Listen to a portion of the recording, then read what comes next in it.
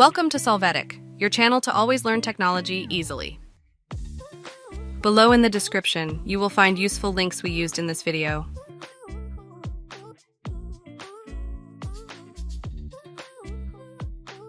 Today in Solvetic, we will see how to fix Windows 11 taskbar not loading and not showing laptop. You will right-click on the desktop to select the option, Personalize. There, open the section taskbar. After this, display the line Taskbar Behaviors. You will uncheck the box, Automatically hide the taskbar. Then open the Task Manager from Start. You will select Windows Explorer. When you do so, click on Restart Task.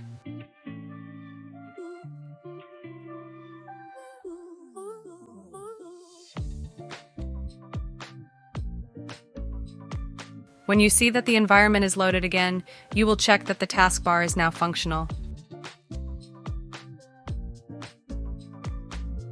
Hey, remember to subscribe Solvetic channel.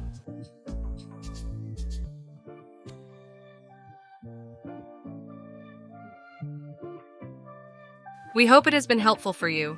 Here are links to watch more videos of your interest and subscribe to the Solvetic channel. Thank you.